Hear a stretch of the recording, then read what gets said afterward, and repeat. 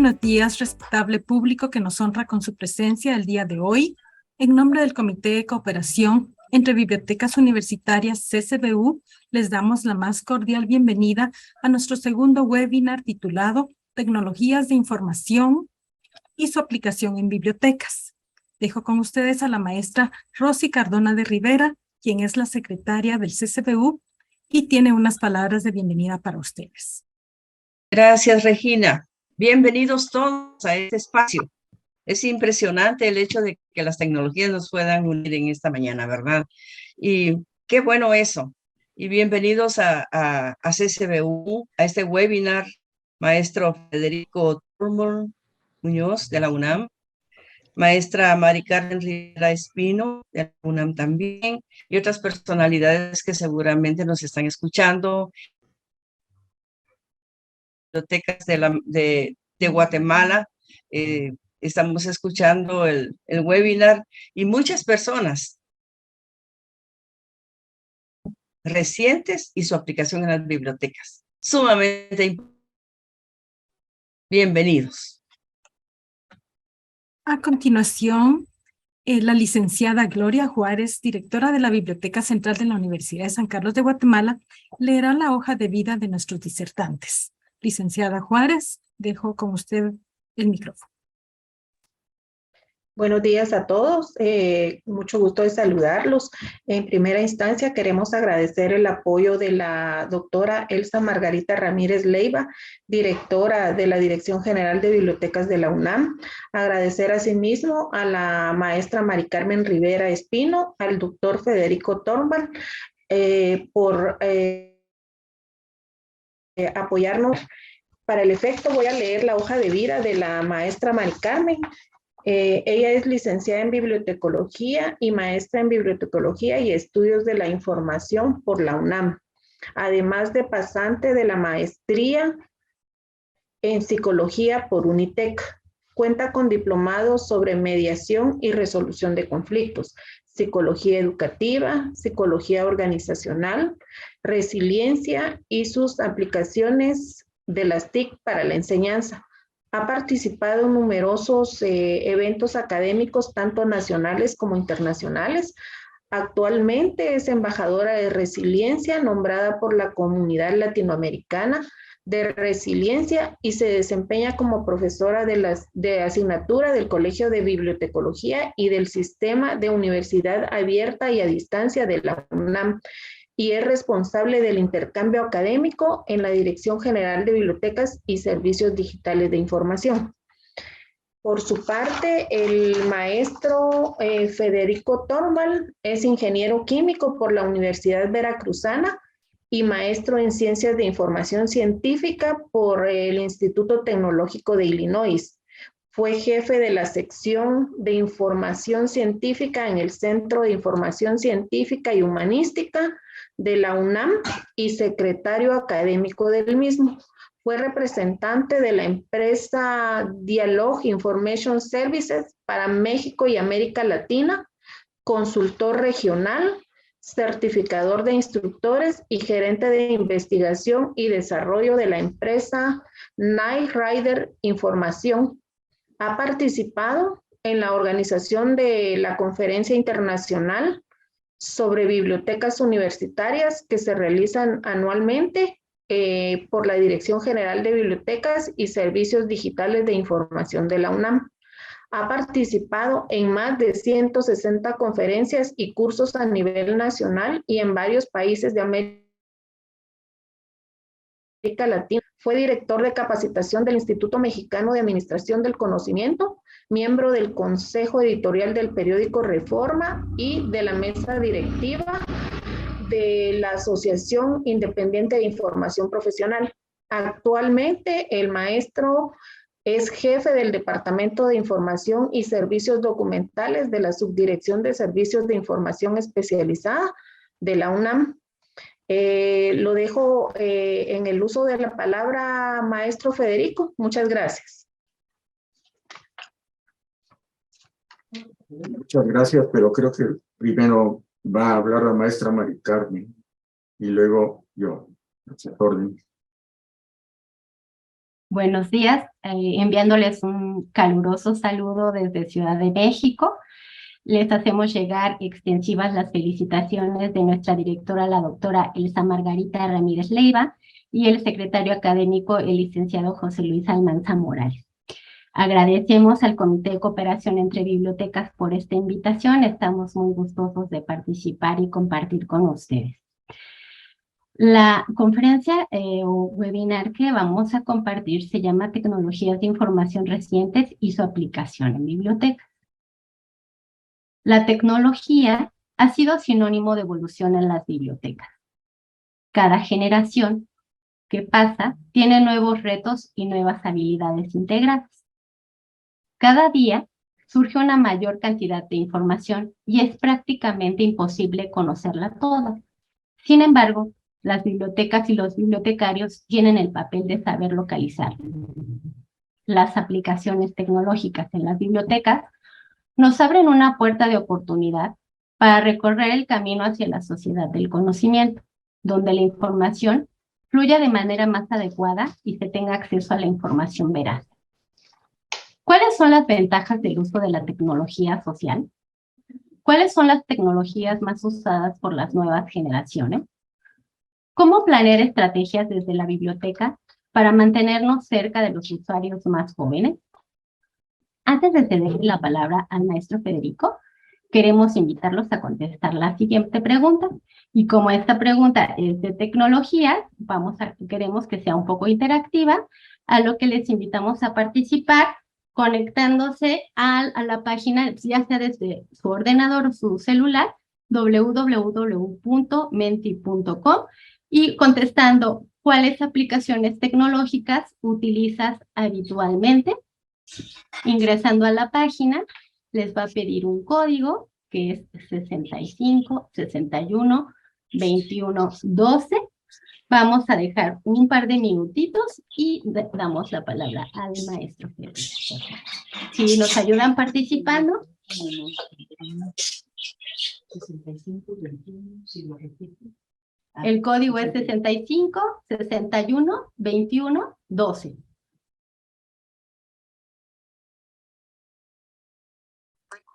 Por favor, anímense a participar y así vamos viendo cómo van participando. Buenos días, ¿podría repetir el código? Disculpe. Claro, 65 61 21 12.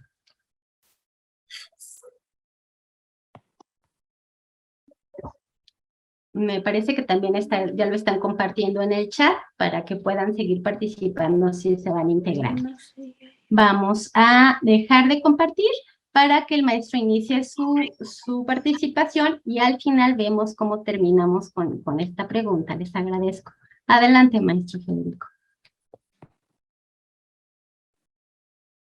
Bien, buenos días a todos desde la Ciudad de México, en la Universidad Nacional Autónoma de México y la Dirección General de Biblioteca. No lo tenías, no lo tienes. ¿Perdón? Hay un micrófono abierto por ahí, creo. Ok, pues sí. Saludos desde la Universidad Nacional Autónoma de México, la Dirección General de Bibliotecas, Servicios Digitales de Información. Y bienvenidos a esta conferencia sobre nuevas tecnologías o tecnologías recientes y sus aplicaciones en bibliotecas. Espero poder cubrir todo porque luego a veces peco de abundante en información, pero bueno, queda la grabación para que después ustedes la escuchen y muchas gracias por estar aquí y también por participar en el Mentimeter, que ya estábamos viendo algunos resultados interesantes. Entonces, sin más preámbulo, bueno, le agradezco a las organizadoras del Comité de Cooperación entre Bibliotecas Universitarias, CCBU de Guatemala y también de la Universidad San Carlos y otras universidades de este país amigo que están hoy participando. Y bueno, saludos desde México. Entonces, voy a compartir pantalla y nada más pido de favor que me digan que se ve.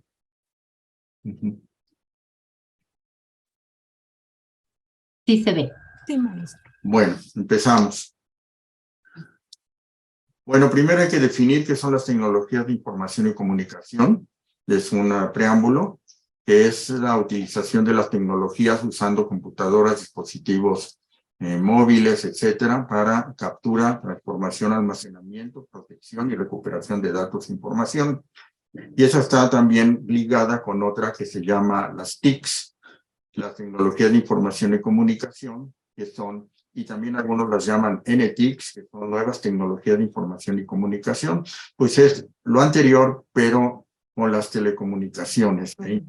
Y eso es lo que ha revolucionado enormemente toda la gran diversidad de información y tecnologías que podemos usar y que nos salvó de estar comunicados durante la pandemia. Entonces, y bueno, las tecnologías de información manejan tres cosas importantes. La materia prima son los datos, hechos, figuras, detalles. Luego esos datos organizados y con significado se llama información, y la comprensión de la información y cómo puede ser utilizada se llama conocimiento. Y todas estas tres ramas de la tecnología de información pues ya conviven desde hace mucho tiempo, sobre todo ahora el conocimiento con la web semántica y con la inteligencia artificial está adquiriendo más importancia. Aquí tenemos un diagrama de cómo ha evolucionado la información, porque estamos en la era de la información.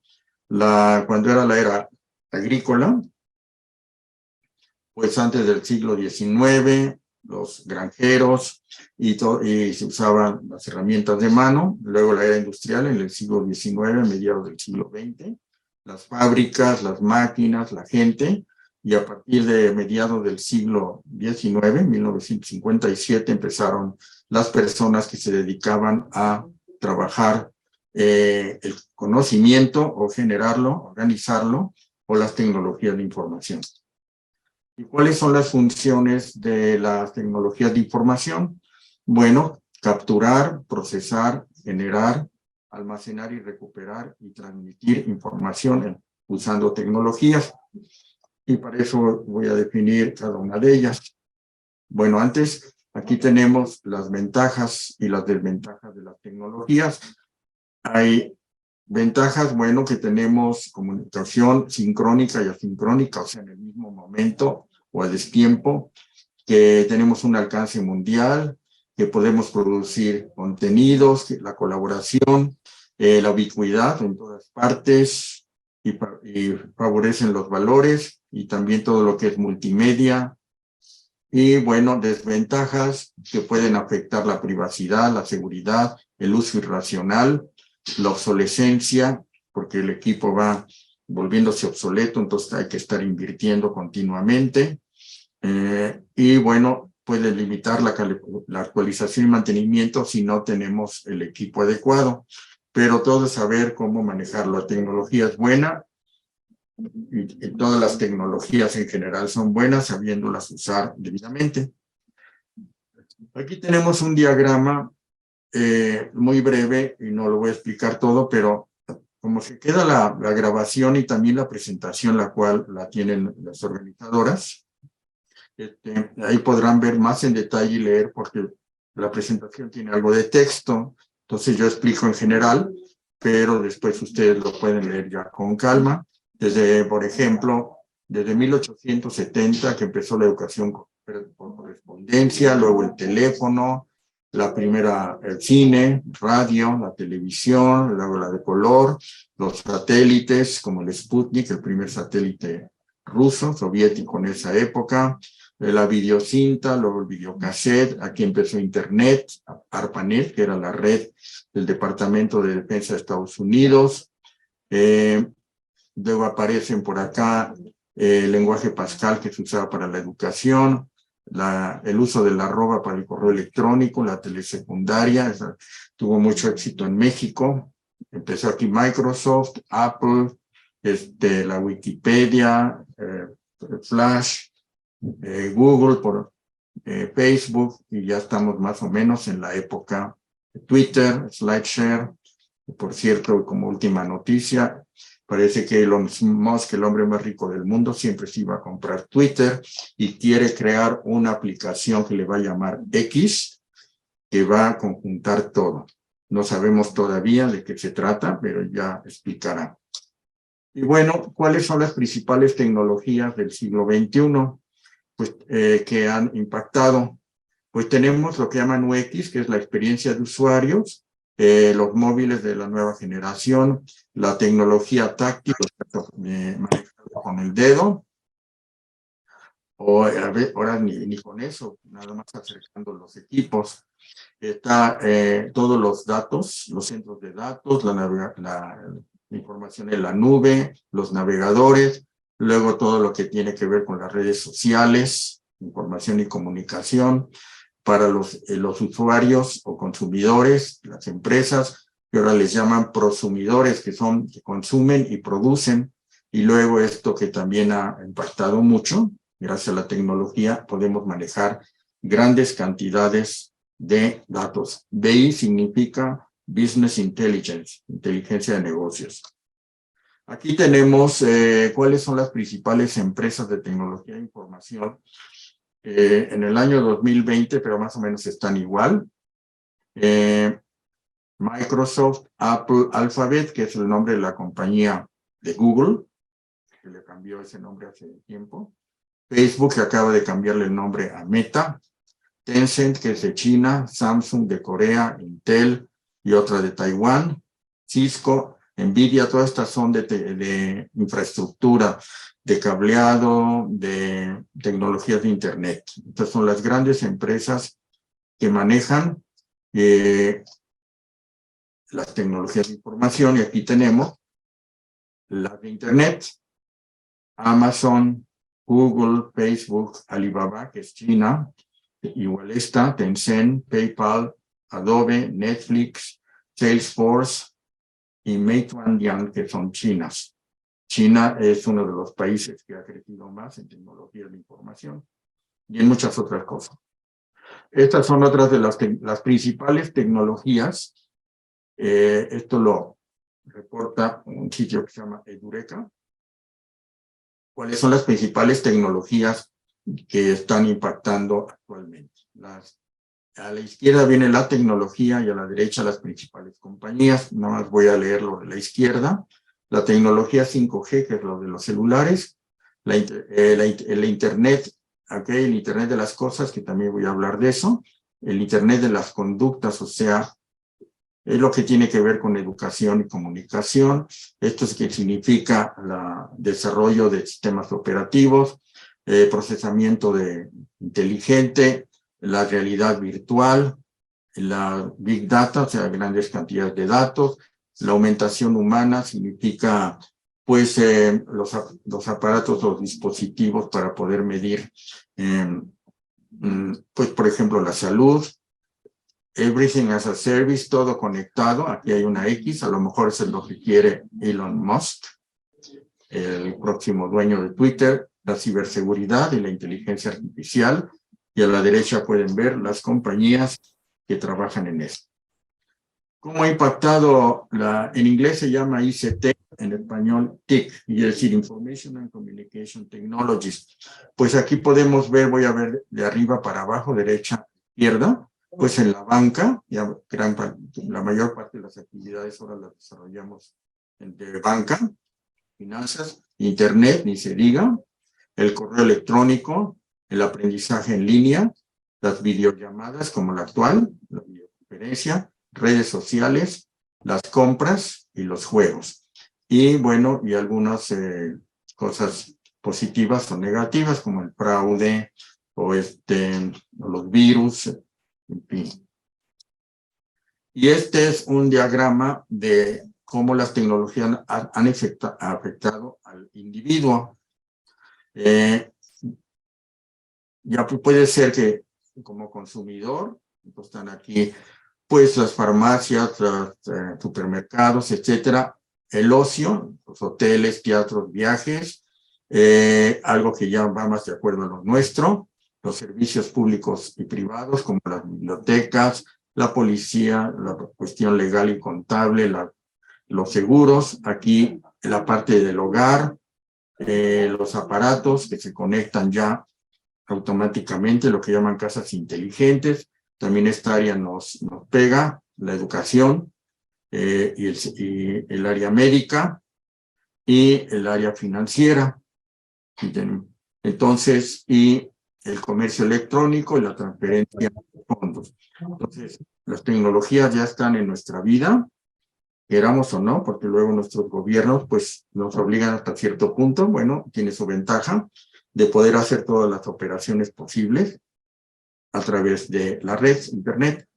Y bueno, también aquellos que hayan escuchado la conferencia anterior, algunas cosas voy a mencionar de la otra conferencia que tuvimos la semana pasada, pero bueno, algo muy importante es conocer a las generaciones actuales, que les llaman generaciones digitales, los baby boomers, los que nacieron después de la Segunda Guerra Mundial, boomers como explosión de bebés, porque hubo muchos bebés, las familias eran numerosas, la generación X, que empezó también en el área analógica y después la madurez digital, los millennials, los que les tocó el cambio de siglo, y la Z, y hay otras generaciones, pero estas son las principales, que estas ya nacieron con Internet. Y la actual de generación digital, algunas características, no vivieron el teléfono de disco, no recuerdan que no haya habido Internet, tal vez había un teléfono celular, uno, pero ahora casi todo el mundo tiene uno, cada miembro. Máquina de escribir no la saben usar, y a lo mejor y no han escrito, y eso también es un poco grave. Algunos han perdido la habilidad de escribir a mano. Y quieren estar disponibles todo el tiempo, 24/7. En la noche dejan prendidos los celulares, a todo el tiempo lo traen. Eso ya prácticamente todos andamos en eso. La mensajería instantánea y el texto, y con videos, imágenes, los emojis, stickers, que son figuritas que ponemos en los mensajes. Y bueno, y se usa tanto para el salón de clases como para el trabajo. Y bueno, también tienen habilidad para leer imágenes. Ellos se comunican más con imágenes y pueden integrar lo visual con lo físico, y eso nos va a llevar a, cuando lleguemos a hablar de realidad virtual y aumentada, les gusta más bien descubrir que aprender de la forma tradicional. Son multitareas, pueden pasar de una tarea a otra, pero se concentran en una y saben aislarse, y eso es algo que han criticado, que cuando están concentrados no hacen caso de nada. Y algo muy importante, esperan una respuesta rápida. ¿Quién definió lo de nativos digitales, inmigrantes digitales? Mark Prensky. Y aquí está el artículo, si a alguien le interesa, y la liga a su página para saber un poco más del comportamiento de las generaciones digitales. Algo también muy importante es las redes, la calificación, recomendación, reputación.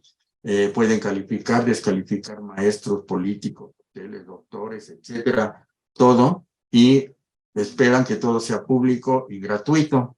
Eso es lo que piensan los de la generación digital actual.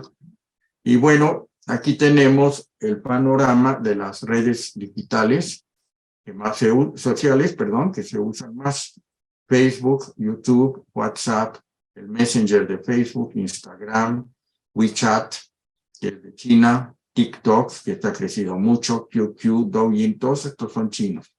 Telegram, de origen ruso, pero ahora está en Dubái. Snapchat, para poner figuritas, y otros más, algunos conocidos como Pinterest, que también en donde ponen ustedes los objetos digitales que les gustan para compartir. Twitter y Quora, este es interesante, que está creciendo porque es un servicio de preguntas y respuestas, una red de consulta, digamos, de información. Y bueno, los de la generación digital son los primeros que adoptaron pues los tipos de teléfonos como los iPods, iPhones, iPads, los celulares, aquí lo que llaman ahora smartphones, el WhatsApp, mensajería instantánea, blogs, wikis, YouTube, TikTok, el Facebook, la voz sobre IP, que es el Skype, sigue usándose, y los juegos. y por ejemplo Minecraft como uno de ellos.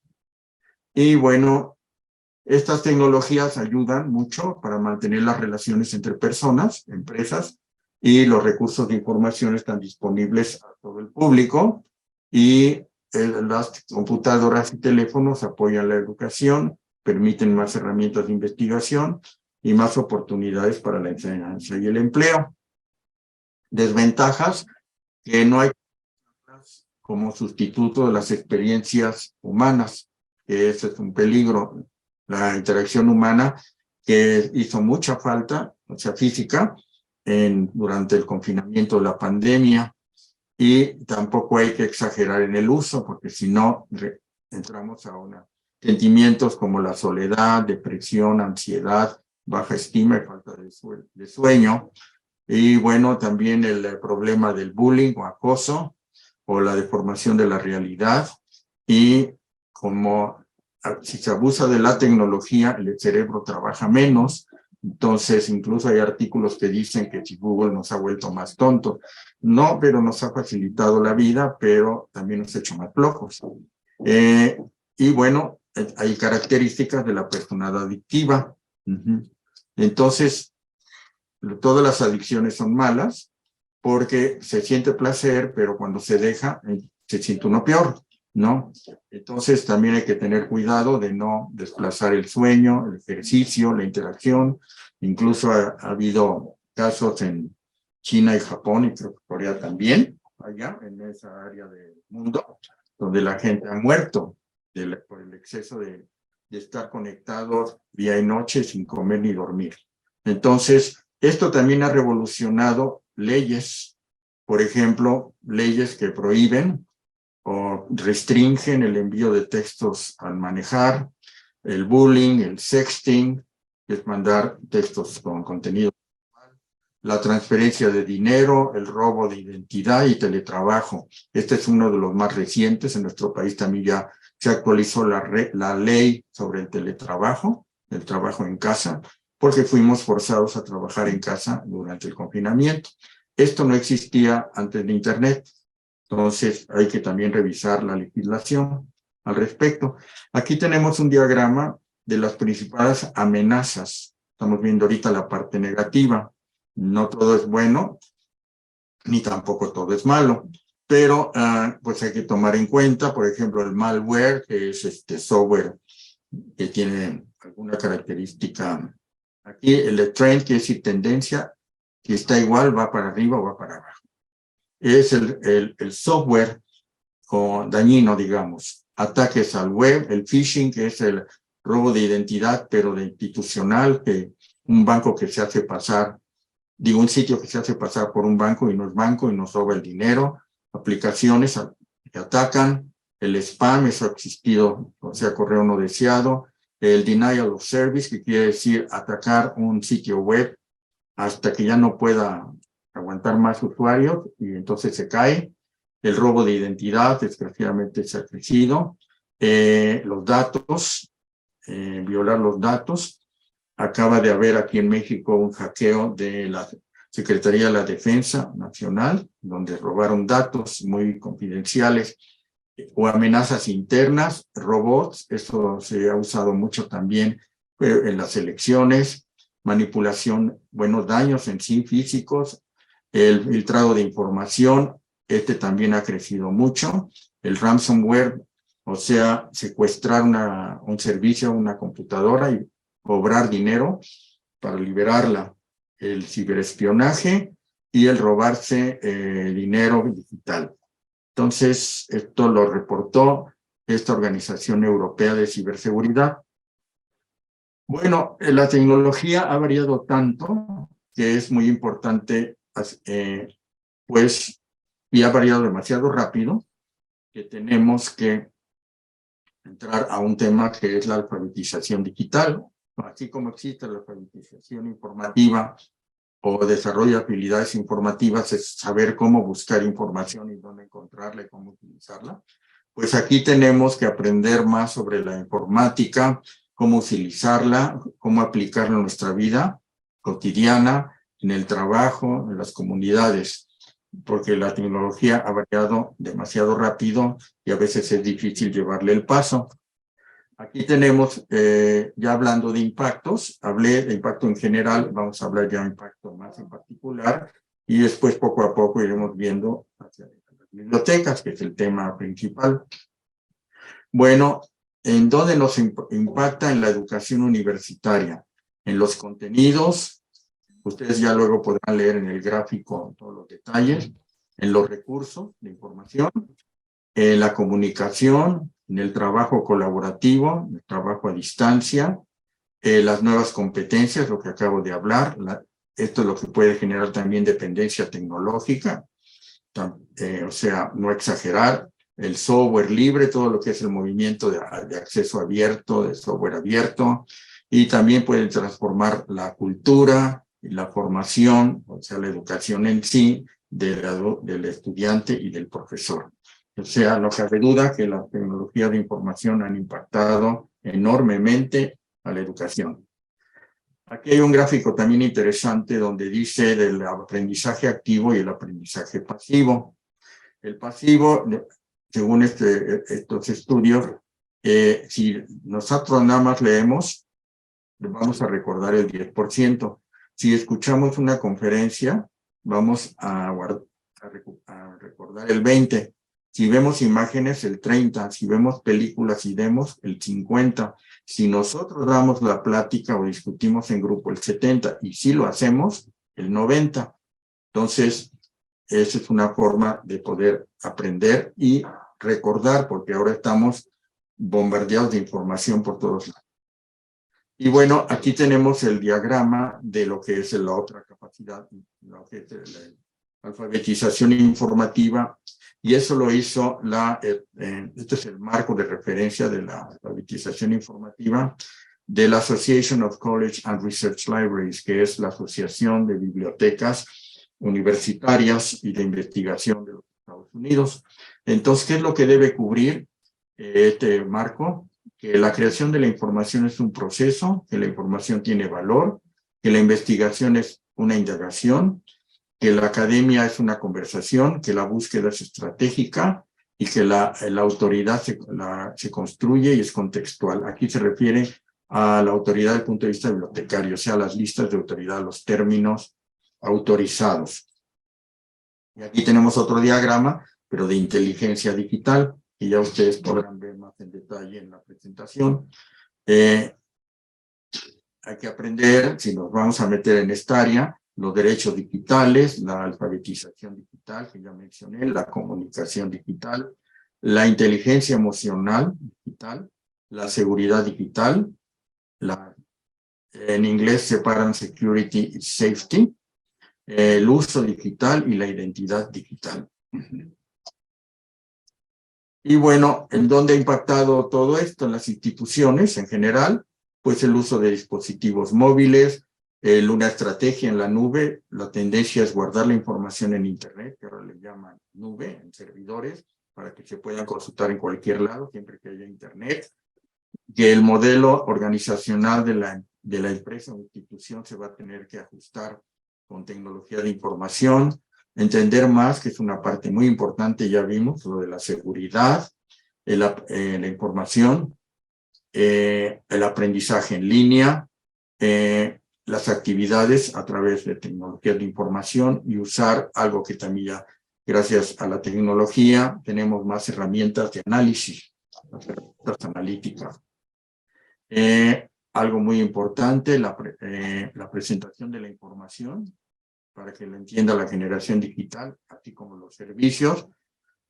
Esto ya con respecto a la información en sí, o sea, cómo presentarla, cómo dar servicios, cómo adaptar las fuentes de información a las nuevas tecnologías, por ejemplo, la móvil, cómo reorganizar los contenidos, cómo integrar la web 2, que es la web social, en los buscadores, que la información sea útil y encontrable y también que sea descubrible. Todo esto con la tecnología. Las bibliotecas digitales deben incluir más la web 2 y la web 3 apenas. Están incluyendo Las bibliotecas físicas también han sido impactadas como espacios comunes de información, no nada más como área de consulta y lectura, sino también de colaboración e información o de fabricación. Algunas bibliotecas de otros países.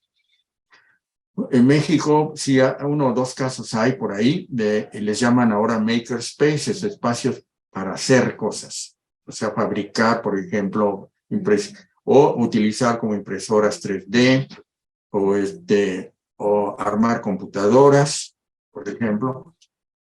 La referencia virtual, o sea, un bibliotecario en línea, el marketing en bibliotecas, para que sigan promoviéndose ante la comunidad, la educación en línea, y bueno, se han generado muchos recursos para la educación, que los bibliotecarios también sean profesores y facilitadores de la información, y que se generen tutoriales orientados a la generación digital. Ya entrando a algunas tecnologías, no podemos ver todas, pero algunas de las que más han impactado, vamos a ir viéndolas poco a poco. La primera es la móvil, que es la que actualmente estamos usando todos, o casi todos, que son los celulares inteligentes, que ahora permiten hacer una gran cantidad de cosas como mensajes, multimedia, cámaras, video, audio, streaming, o sea, video continuo, geolocalización, etcétera. Aquí tenemos el diagrama de cómo han variado las generaciones de los celulares, de Internet móvil. En qué años aparecieron, la primera, la segunda, la tercera y la cuarta, y las velocidades que teníamos en estas generaciones. Actualmente ya estamos en la quinta. Entonces, en esta nada más se usaba para voz, algo de mensajes, en esta ya algo de multimedia, y aquí sí ya un ancho de banda más grande. Y aquí tenemos también lo mismo, las 5 generaciones, aquí ya está la quinta. La voz análoga, digital, banda ancha, más rápidos, y ahora poder conectar sensores, dispositivos, todo interconectado, y eso nos lleva a otra tecnología que se llama Internet de las Cosas. Aquí tenemos las características principales de la 5G, la velocidad, gigabits por segundo, la capacidad, la latencia, quiere decir el tiempo de respuesta, cuántos dispositivos podemos conectar, la movilidad, o sea, ya pronto podremos usar, bueno, ya se puede, pero ya universalmente los celulares en los aviones, todavía restricciones, y las baterías duran mucho más. Esto entra también con la industria de las tierras raras, como el litio. Bueno, el litio no es tierra rara, pero el cobalto, el lantano y otros más, que son materia prima para hacer todos los dispositivos móviles. ¿En qué se está usando la 5G? Pues para transmisiones, para realidad virtual, para bibliotecas, museos, servicios públicos, dispositivos inteligentes, para edificios. Esto es con respecto a ancho de banda. Aquí, comunicación entre máquinas, los edificios inteligentes, todo lo que tiene que ver con transporte, los sensores, y para la comunicación con un tiempo de respuesta muy bajo, los sistemas de control, la robótica, la automatización y control. ¿Cómo ha crecido la 5G en el mundo? Como ven, bueno, uno de los países con mayor velocidad promedio de Internet es Corea del Sur. Es donde más. México está por acá, gana Turquía, pero está creciendo. Los principales son Corea del Sur, Estados Unidos, Japón y China, y Rusia. Y bueno, actualmente, ¿cuáles son los dispositivos que más se usan? ¿O qué sistema operativo es el que más se usa? Pues el Android. Aquí está. Y cómo ha crecido. En 2010, miren cómo estaba. El BlackBerry, que ya ni se usa. El Apple, el iOS de Apple, pues no ha crecido tanto. Android está dominando el mercado. O sea, son los las principales tecnologías para conectarse. ¿En qué se está usando toda la tecnología móvil ya aterrizándolo en nuestro mundo? Primero, en el mundo académico, comunicaciones, creación de contenido, redes sociales, acceso a la información y capacitación o educación.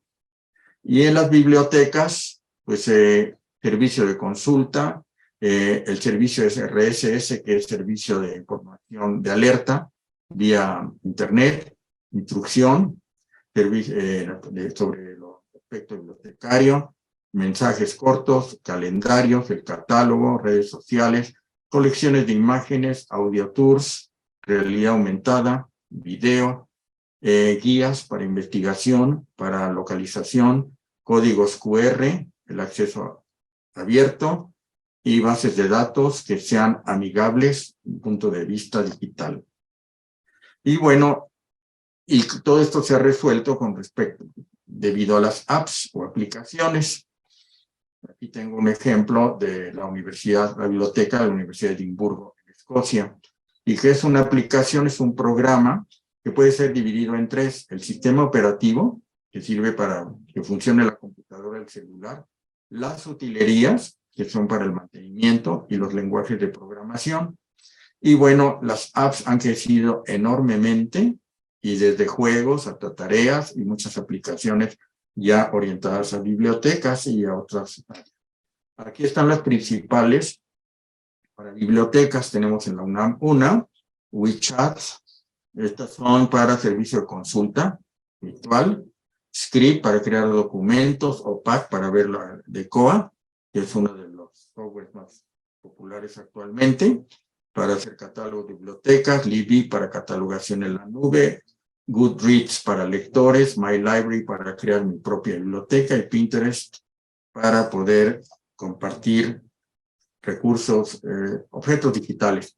Este es pues un póster o afiche de la software que usamos en la UNAM, en las bibliotecas UNAM. Permite consultar las colecciones, renovar en línea, registrar usuarios, recuperar las contraseñas, el autopréstamo y autenticación de los usuarios. Y ha tenido un gran éxito en la comunidad universitaria. Muchas universidades tienen ese tipo de aplicaciones móviles para bibliotecas. Aquí tenemos algunas, pero para bases de datos, como Cielo, EBSCO, la revista Science, la colección Cielo de revistas electrónicas, Redalí, que es también un sistema de información de revistas de México y también de América Latina. Esta página se las recomiendo, le llaman en inglés dashboard, como tablero, y se llama Symbaloo. Aquí cuando ustedes, que casi todo el mundo ya usa muchas aplicaciones, pueden crear un tablero y poner todas las aplicaciones que van a estar usando. Y es gratuito, lo pueden ir armando. Symbaloo.com. Entramos a otra tecnología que es la realidad virtual, que esa ya existía, pero había perdido un poco de importancia, ahora creció otra vez, y más con la realidad aumentada.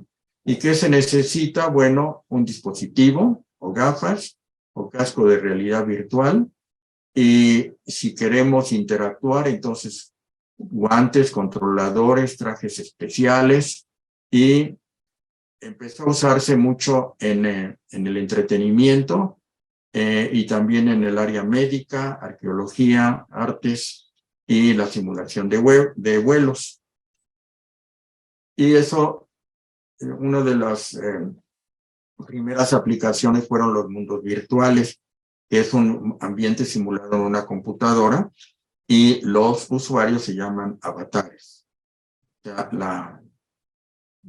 la representación virtual de una persona, que podía ser, inicialmente eran como textos, como caricaturas, con, no me acuerdo el nombre, pero bueno, con lo que decían como los cómics, ¿no? Que viene la imagen y el texto, como en una nubecita. Y luego permitían usuarios múltiples, que se llama MUVE, Multi-User Virtual Environments, ambientes virtuales multiusuarios. Y uno de los más antiguos es Second Life, la segunda vida, que todavía funciona y se está actualizando. Pero esto dio a pie a otra tecnología que es la realidad aumentada, que es la realidad virtual, pero con la realidad real, por llamarle de alguna forma. O sea, la combinación de una escena real con una escena virtual. Por ejemplo, estuvo de moda algún tiempo el Pokémon Go, en donde buscaban los Pokémones, los caracteres. Aquí, por ejemplo, lo están buscando en un parque, ¿no? Y se veía a la gente andar buscando estos muñequitos en cualquier lado, en la calle, en el parque, donde fuera. Es una realidad aumentada, se ve lo real, pero también se ven imágenes adentro. Ya se está usando mucho en museos, por ejemplo.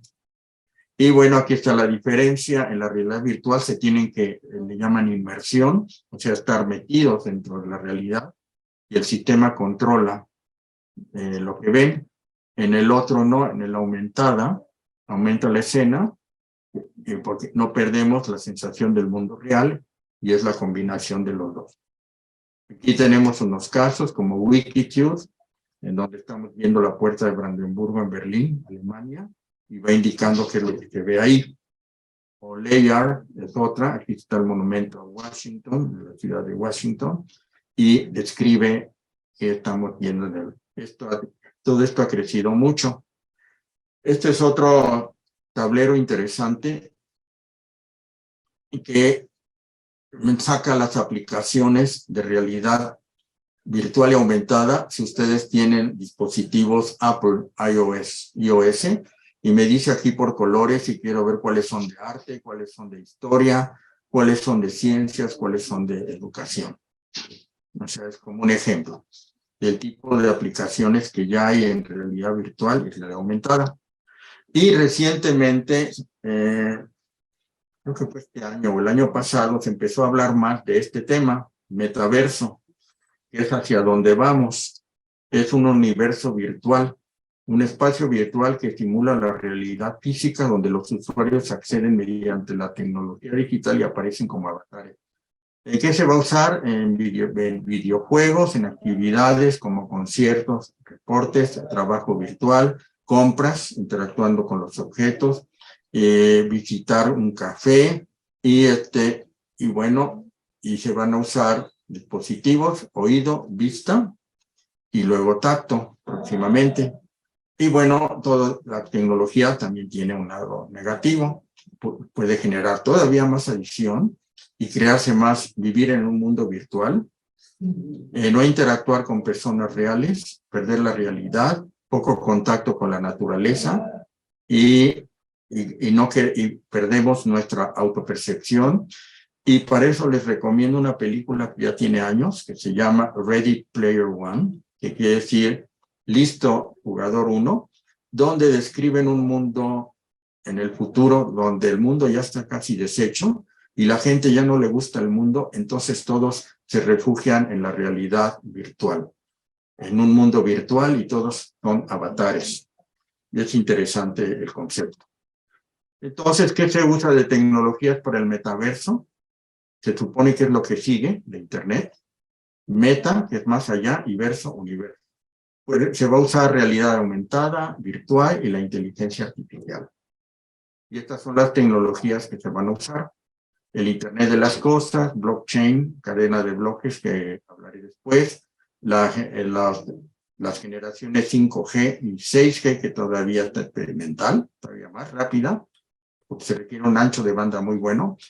Todo en la nube, inteligencia artificial, y aquí está la realidad virtual, la aumentada, y las dos, la mixta es la que tiene las dos, y extendida es más allá de eso. Bien. Y bueno, ¿y cómo va a impactar a las bibliotecas? Esto es muy reciente. No, se piensa que las bibliotecas no van a desarrollar esta tecnología, pero sí la pueden usar, porque su fortaleza radica en construir conexiones para servir a sus usuarios. Porque las bibliotecas se construyen en torno a conexiones geográficas, sea una universidad. Entonces, vamos a interactuar, se supone, porque esto todavía está en ciernes, las bibliotecas a través de un metaverso donde todo se va a ver en forma virtual. Entonces vamos a ver, esto es algo que tenemos que explorar o por lo menos seguir para ver hacia dónde vamos. Entramos a otra tecnología que también es muy importante, que son el Big Data o los datos masivos. En inglés llaman Big Data, en español también a veces usan el término. Aquí como dato interesante, cada día creamos 2.5 cuatrillones de bytes, el 90% de los datos en los últimos 2 años. ¿Ya? Y esto ha crecido muchísimo por los sensores, por los mensajes, por todas las redes sociales, las compras. Entonces, eso ha aumentado muchísimo la cantidad de datos. Y bueno, aquí les dejo un gráfico para poder entender, porque ya no vamos a hablar de gigabytes, sino de terabytes, petabytes, exabytes, zettabytes y yottabytes. Entonces, y aquí me dice de qué tamaño es un 10 con 24 ceros. Por cierto, el nombre Google, como dato interesante, Google surgió de uno que se llama Google, que es un 1 con 100 ceros. O sea, una cantidad estratosférica. ¿Perdón? Bueno, aquí se ve un gráfico de cómo ha crecido. Aquí ya están los zettabytes. Recuerden que estamos familiarizados con los gigabytes. Y 1000 gigabytes es un petabyte y luego 1000 petabytes es un zettabyte. Aquí está cómo ha crecido la información y cómo piensa que va a ser para el 2025, 36%. Entonces, pues tenemos un problema grande de manejo de datos. Este es otro gráfico interesante donde ven todo lo que se genera en 60 segundos en los principales servicios de Internet. En YouTube, en Netflix, en Vimeo, que es la competencia de YouTube, o Foursquare, que es la competencia hasta cierto punto de Facebook, y otros más, búsquedas en Google, aquí está Facebook, etc. ¿Y cuáles son las redes que más se usan, o los sitios más bien que se usan, que son los que más se visitan a nivel mundial? Google, YouTube, Facebook, Twitter, Instagram, Wikipedia, Baidu, que es el buscador chino, Yahoo, Xvideos, que es pornográfico, y Yandex, que es la competencia de Google en Rusia, y otros más. ¿Y qué es lo que usaron los usuarios durante la pandemia? Pues como estábamos obligados a estar encerrados, pues para entretenimiento o para otras cosas que no fuera trabajo, pues Google, YouTube, Facebook, Baidu, Twitter, Wikipedia. Y algo interesante, como comentario curioso, estas dos son pornográficas. Mucha gente veía porno. Y bueno, algo muy importante es la analítica de datos. O sea, hay muchos datos, pero ¿qué hacer con ellos? Bueno, ¿en dónde es donde las grandes empresas están invirtiendo? En redes sociales, manejar grandes cantidades, de datos en redes sociales, documentos, en lo que es servicios de video continuo tipo Netflix o los videos, los sensores, transacciones y bitácoras. Y para entender el Big Data, los Big Data, hay que ver estas características. Tienen 3 características principales para manejar los datos. El volumen, la gran cantidad de información, la variedad, la gran cantidad de diversidad de datos y la velocidad de recibir los datos. Y aquí viene un diagrama. Y agregaron recientemente otras veces, el valor de los datos no hay que compilar datos nada más de por sí, el venue, de dónde vienen y herramientas de visualización, es algo muy importante.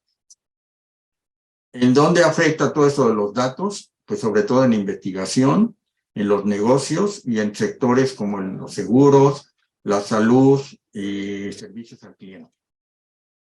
Este es otro diagrama un poco impresionante de la gran cantidad de empresas que están dedicando a los Big Data, de infraestructura, de analítica, de aplicaciones, de recursos de datos, de infraestructura y de acceso abierto o de código abierto, de programación.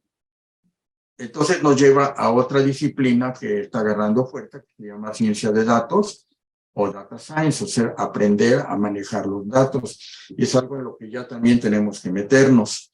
Y hay dos áreas muy importantes de data science, que es data mining, o sea, minería de datos, y data analytics, analítica de datos. O sea, mining es sacar los datos, conseguirlos, extraerlos, y analytics, analizarlos. Y estos son los principales componentes de la ciencia de datos: modelación estadística, aprendizaje automático, eso lo vamos a ver luego, reconocimiento de patrones, minería de datos, visualización y procesamiento. Y el que se dedique a esto, el científico de datos, aquí en la UNAM ya tenemos la carrera, y creo que posgrado, también en esto. Pues si uno quiere ser científico de datos, hay que saber manejar estadística, programación, visualización, el manejo del conocimiento, computación en las nubes, y lo que llaman storytelling, que es como cuentacuentos, pero en realidad es como comunicar. Y bueno, aquí están los datos, si a alguien le interesa volverse científico de datos, que por cierto les pagan muy bien. Hay que manejar muy bien las matemáticas y estadísticas, la programación, las bases de datos, manejar las herramientas de comunicación y visualización, y manejar el dominio. O sea, el dominio se refiere al campo de actividad. Por ejemplo, si yo voy a hacer en química, pues debo conocer muy bien cómo se manejan los datos en química. Y bueno, también existe el Data Librarian, el bibliotecario de datos, porque también hay que meterse algo de eso. Pues hay tres grandes vertientes. Uno es la curaduría o la dirección de los datos, o sea, cuidarlos, manejarlos. Otra es todo lo que es investigación y ciencia, y todo lo que es ingeniería, la infraestructura. Y aquí vienen lo que debe uno aprender.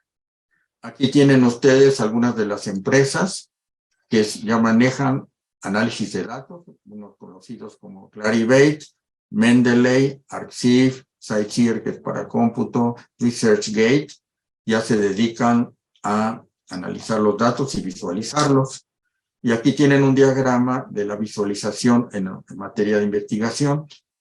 ¿Qué es lo que hay que tomar en cuenta? Cómo compilar los datos, qué herramientas utilizar, aquí están, para visualización, y algunos ejemplos. Por ejemplo, eso ya nos piden mucho también en la UNAM, de cuántos investigadores, artículos, citas, redes sociales, impacto, y aquí tenemos otras herramientas.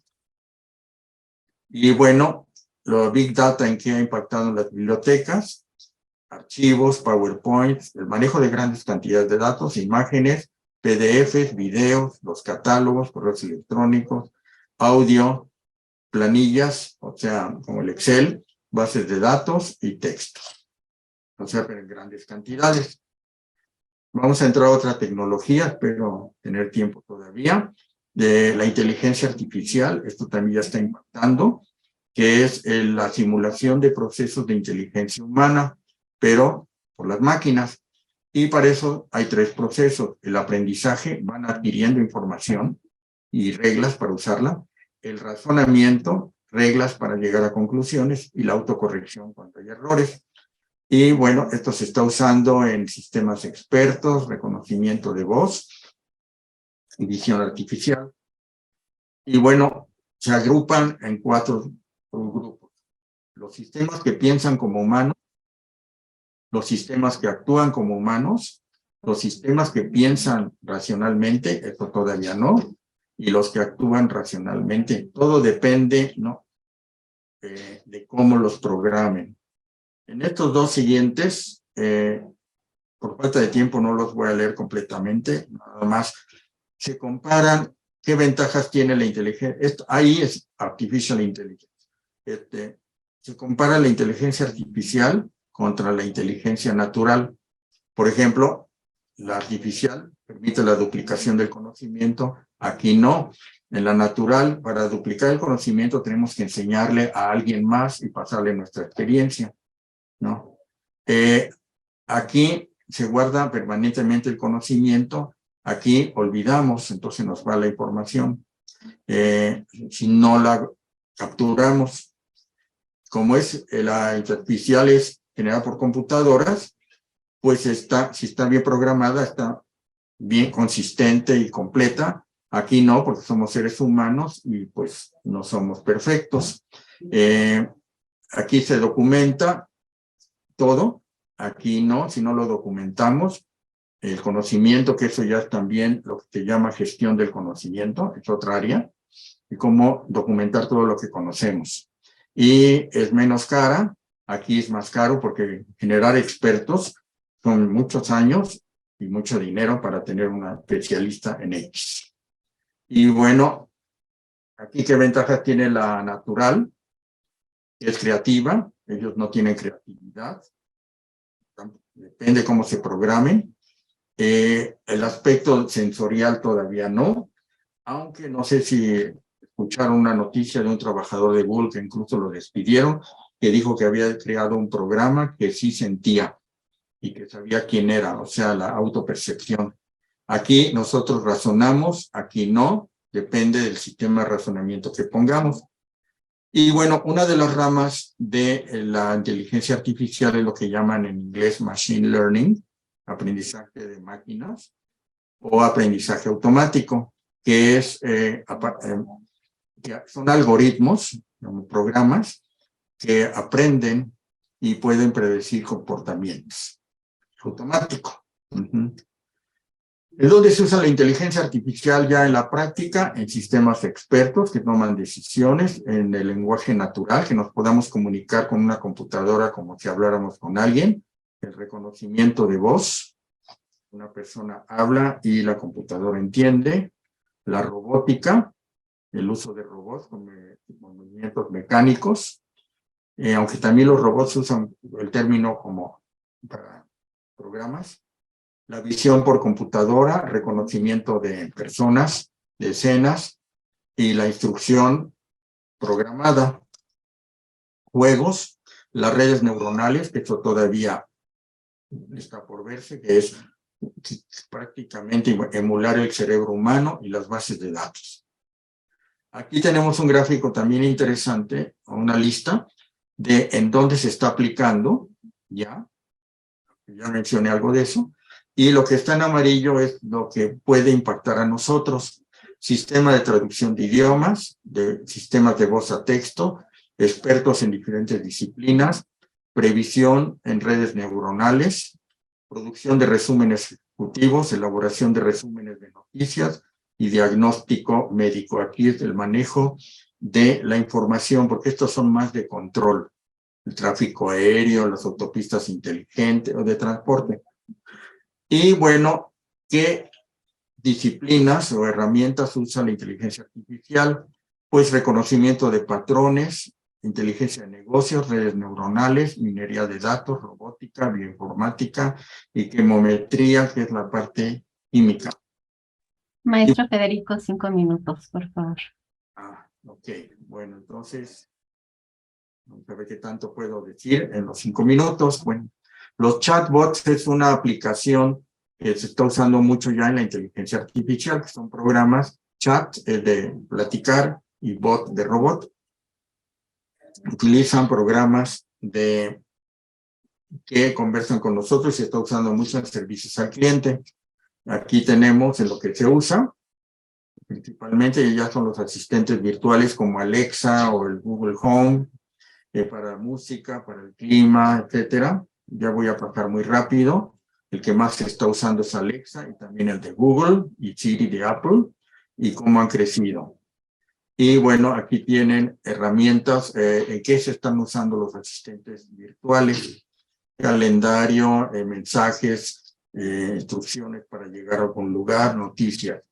Y aquí tienen un diagrama en donde ven cómo se usa la inteligencia artificial en los servicios de consulta. Por falta de tiempo no puedo explicar. Y bueno, ya nada más nos falta ver un poco, aunque creo que ya no va a dar tiempo de ver cómo la pandemia sí impulsó la tecnología. Como ahorita el Zoom, que creció mucho, el dueño del Zoom, que es un chino, se hizo millonario de la noche a la mañana simplemente por saber utilizar la necesidad de videoconferencias, que ya existían como Skype y Webex, etc. Bueno, esto ya lo podrán leer después. en donde se aplica el 5G, el almacenamiento en la nube. Ya estoy saltando nada más de algunas cosas. Los libros electrónicos, creció mucho la digitalización, el uso de publicaciones electrónicas. Aquí este es interesante, lo hace esta organización ecuatoriana, donde tienen las principales herramientas de trabajo colaborativo. En la UNAM generamos un servicio que se llama Conecta Civi, del sistema bibliotecario, para enterarse de todas las novedades que ocurren. Aquí tenemos también, con respecto a cómo se abrió el acceso abierto, perdón por la redundancia, y la digitalización, y cómo impactó en la educación. Aquí tenemos un diagrama de la dirección, se me olvidó bueno, es la instancia de educación a distancia en la UNAM, y cuáles son las plataformas que se están usando mucho para la enseñanza en línea, como el Google Classroom, el Workplace de Google, el Google Meet, el Skype, el Moodle y otros más. Se creó también una red, una comunidad bibliotecaria a nivel mundial para crear guías y tutoriales sobre diversos temas que los hicieron las bibliotecas. Por ejemplo, estos son sobre tecnologías de información. La investigación también afectó mucho positivamente, y este diagrama es interesante porque menciona todas las herramientas que se usan para investigar, analizar, escribir, publicar, llegar al público y evaluar la investigación. Y bueno, los servicios también, y la consulta virtual. Aquí se ve las principales plataformas de videoconferencia como el FaceTime, que es de Apple, el Messenger, el Zoom, el Skype, el WhatsApp. Y en donde se ha invertido en todo lo que tiene que ver con videoconferencia o colaboración, en herramientas de colaboración, videoconferencia, herramientas a distancia para manejar las computadoras. Y este es un ejemplo de una universidad de la India de todo lo que hizo con su tecnología durante la pandemia. Entonces, toda esta parte sobre la pandemia en sí y cómo ha impactado y cómo también influyó en los bibliotecarios, que tuvimos que aprender pues las tecnologías, empezando por la de la videoconferencia, consulta virtual, digitalización. Y estas ya vamos a terminar casi, le llaman la cuarta revolución industrial, de las últimas tecnologías que nos van a impactar, como la inteligencia artificial, que ya hablé, Big Data también. No he hablado de blockchain, el Internet de las cosas, y aquí viene el blockchain o cadena de bloques, que son herramientas para poder transmitir datos, pero de la manera más segura, a través de bloques. O sea, cada dato tiene un sello, y por acá viene el gráfico. Todo esto empezó con el Bitcoin, a lo mejor lo conocen, que por ejemplo El Salvador pues lo puso como moneda nacional. Lo han cuestionado, etcétera, pero hasta donde yo sé sigue, o criptomoneda. Pero aquí ven un gráfico cómo funciona el blockchain. Se hace una transacción, se le pone un sello digital.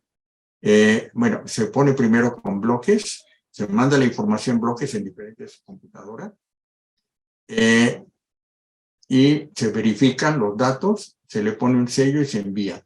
Es una forma, esto se usa más en cuestiones financieras, pero en biblioteca se puede usar ya para transmitir documentos confidenciales. Otra de las tecnologías es el Internet de las cosas, que es aquí las cosas se comunican, que son pues los objetos, las máquinas, pero también nosotros. Aquí tenemos chips y aquí vemos qué es lo que maneja el Internet de las cosas. Conexión con los dispositivos, los sensores, la transporte de los datos, la analítica, el valor y la experiencia. Y aquí se ve en qué se está usando, por ejemplo, las casas inteligentes, los autodiagnósticos en los autos, en el área militar, médica. Son tecnologías que nos van a impactar. Por ejemplo, aquí, aplicado a bibliotecas, el acceso a la biblioteca, manejo de colecciones, alfabetización digital, o sea, guías virtuales, servicios de recomendación, de localización, o para manejar la biblioteca como edificio, o sea, manejar la luz, el aire acondicionado, etcétera. Ya vamos a terminar. Estas son las tecnologías emergentes. Esto lo hace una compañía que se llama Gartner, que analiza tecnologías de información y nos va diciendo cuáles son las tecnologías que están en boga o hacia dónde vamos. Esto fue en el 2021 y aquí se habla de la realidad aumentada, inteligencia artificial, el NFT, que non-fungible tokens, que son objetos digitales que se transmiten a través del blockchain. Y bueno, para terminar, pues tenemos grandes retos. El ancho de banda de los hogares, o sea, más usuarios vamos a tener, las redes sociales, lo móvil, la lectura en línea, las apps, la nube, la promoción, la capacitación del personal, la gran cantidad de recursos, la gran diversidad de dispositivos móviles, la curación de datos, la preservación digital. Disculpen que me salte cosas por falta de tiempo, pero bueno, queda la presentación para que la lean con calma. Y bueno, las competencias que tiene que desarrollar un bibliotecario moderno, o sea, actual. Esto lo hizo la Universidad de La Sabana en Colombia. Hay que conocer la tecnología, cómo comunicarla en la red, orientar al usuario en línea, la gestión de información, el aprendizaje continuo, liderazgo digital, tendencias digitales, cazador, o sea, lo que estamos viendo, qué tendencias hay, pensamiento crítico, creatividad y alfabetización mediática. Y este es otro diagrama que hizo el Consorcio de Bibliotecas de Cataluña, España, de cómo ellos abordaron el problema del COVID cuando estuvieron confinados. No lo voy a leer, pero ahí lo pueden ver. Y esto es ya prácticamente lo último.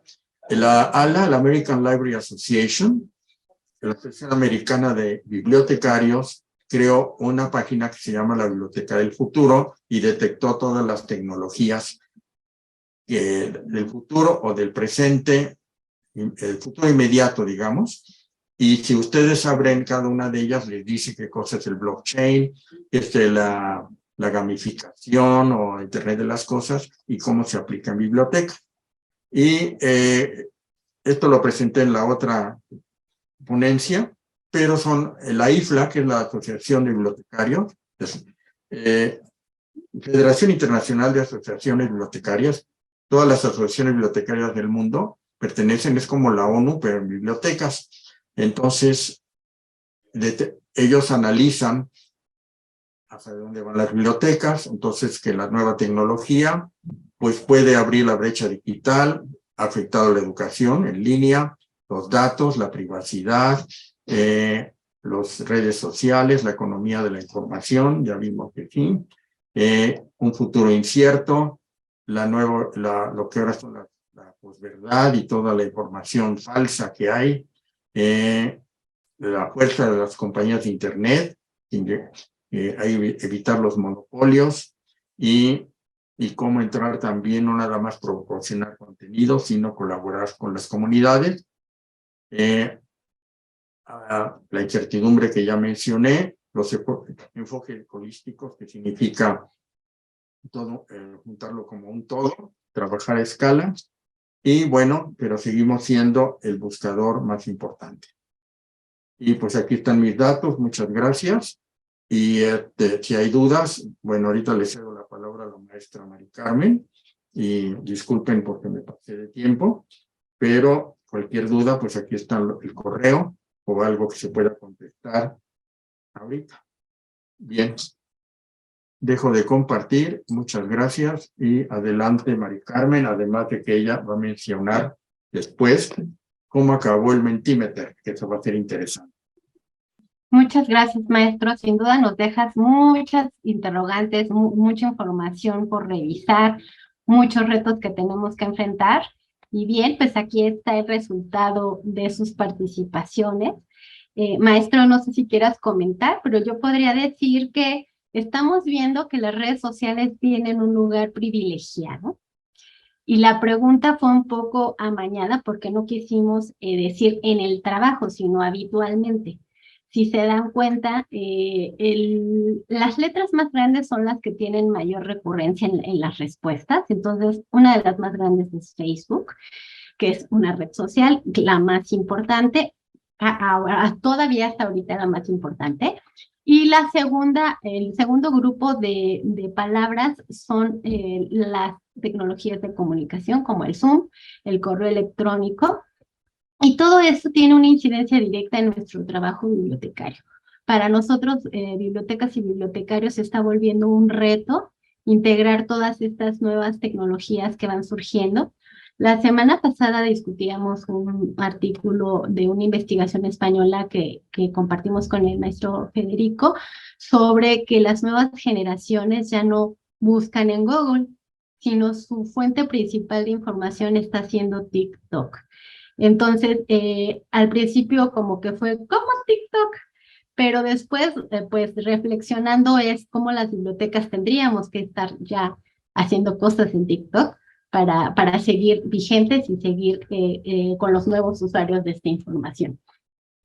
Bueno, muchas gracias. No sé si quieres comentar algo, maestro.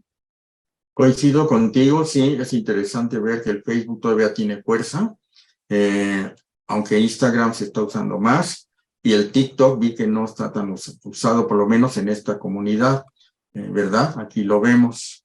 El WhatsApp pues, también está bastante grande, y el correo electrónico, que es muy antiguo, pero se sigue usando mucho. Veo que también la nube, Google Drive, por ejemplo, cada vez la tendencia es meter las cosas en la nube para compartir. También vi que ya se está usando el Classroom en la comunidad, que está con nosotros ahorita, y el Chrome no se está usando tanto. Bueno, es un navegador, pero aquí tenemos de colaboración como el Microsoft Teams o el Google Meet. Veo por acá el Blackboard para educación en línea. Es interesante y este ejercicio deberíamos hacerlo más seguido para otras ocasiones, porque aquí nos damos cuenta cómo estamos actualmente. Hay un test de habilidades digitales que les puedo enviar para competencias digitales, para saber qué tan bien o qué tan mal están en las tecnologías actuales. Lo hace la Universidad del País Vasco de España. Quieren, luego les mando la liga, no sé si la tengo a la mano, si no, después la mando a las organizadoras del CCBU para compartirlo y para que se evalúen ustedes. Al final les da un reporte. Pero eso sería lo que podría comentar, Mari Carmen. Gracias. Bien, muchísimas gracias. No sé cómo andemos de tiempo, a lo mejor ya nos excedimos. Si hay alguna pregunta o nos la mandan después, como ustedes gusten, para cederle la palabra a la maestra Gloria. Efectivamente, maestro, aquí tenemos preguntas del público. Ana María pregunta, dice, si usted nos puede comentar acerca de la experiencia que ustedes han tenido en la UNAM con el uso de las apps y los makerspace. Con respecto a los apps, sí, se ha tenido bastante éxito esa aplicación para el catálogo, bueno, la que me mostré de la DGB, de la Dirección General de Bibliotecas, y se usa más principalmente para el catálogo, la consulta, pero también se está usando para el autopréstamo, porque ese era otro problema, porque, bueno, ya están abiertas las universidades y las bibliotecas aquí en México, pero el aforo luego era restringido, entonces no era tan fácil el conseguirlos, ir a recoger algún libro o revista o sacar una copia. Entonces, el autopréstamo es pedir precisamente que lo presten y ya luego nada más lo recogen. Con respecto al Makerspaces, en la UNAM, bueno, en la Dirección de Bibliotecas todavía no tenemos un área pero se ha contemplado para hacer eso. Les recomiendo, por ejemplo, que chequen el caso de México, el Instituto Tecnológico y Estudios Superiores de Monterrey. Ahí sí tiene un área de Makerspaces. Y les recomiendo ya a nivel internacional que chequen la página de la Universidad de Chicago, su biblioteca. Es un área muy interesante de todo lo que pueden hacer.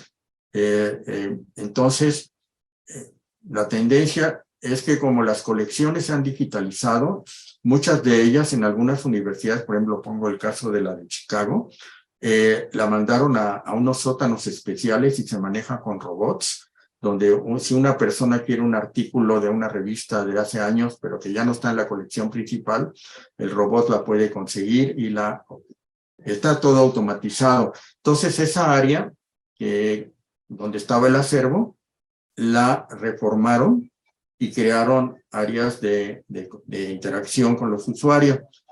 Otra biblioteca interesante es la de la Universidad de Puebla, aquí en México.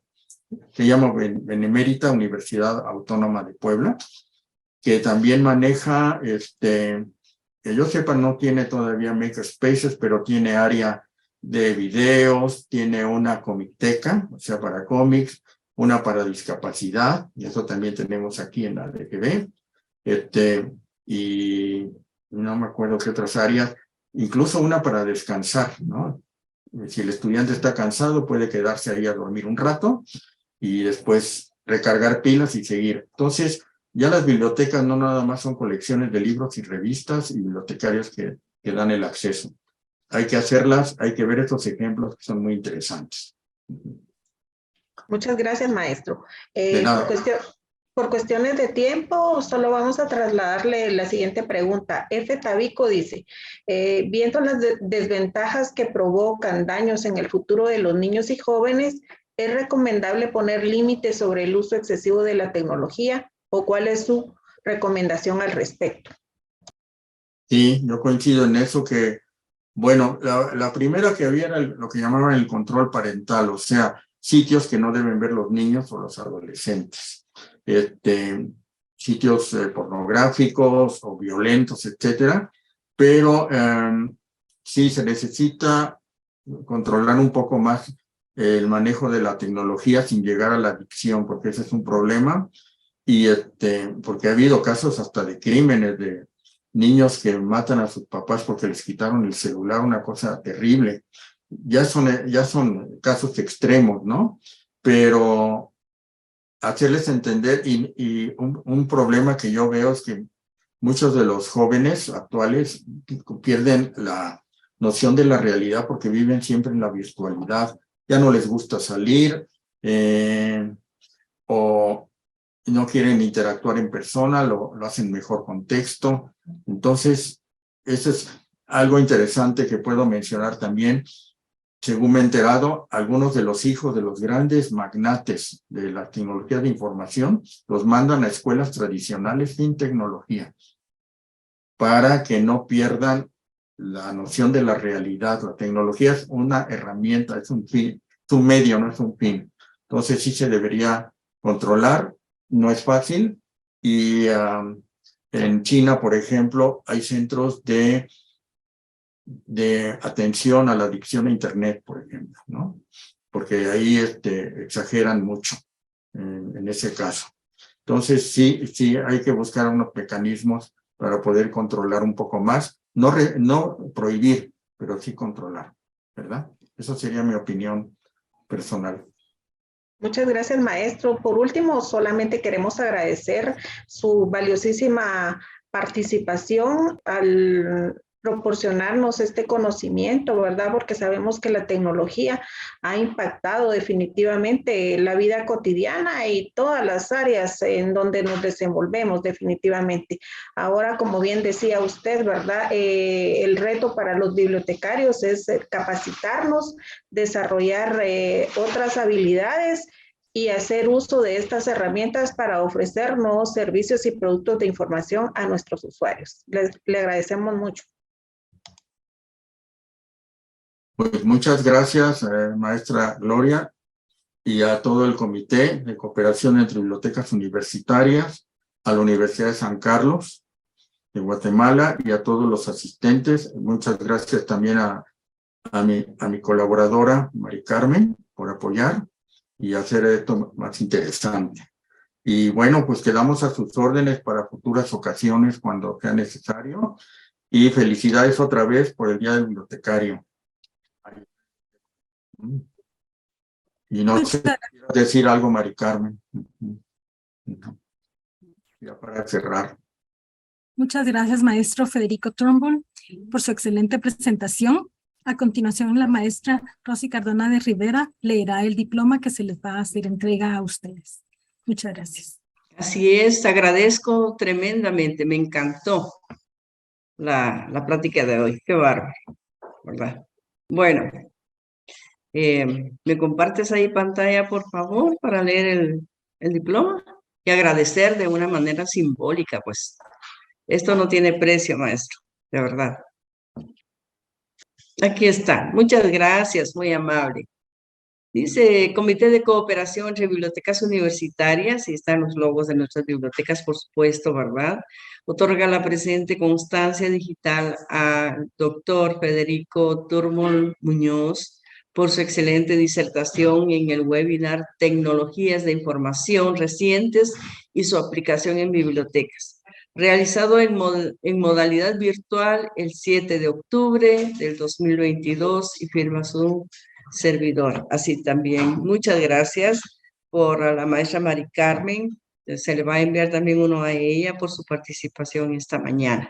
Y como decía anteriormente, muchas gracias por su atención siempre y atender a las invitaciones que enviamos, ¿verdad? Hay que mantenernos activos y aprendiendo cada día más. Que tengan un buen día, un delicioso almuerzo y bendiciones para cada uno. Nos vemos la próxima. Muchas gracias y hasta la próxima. Es un placer, es un placer.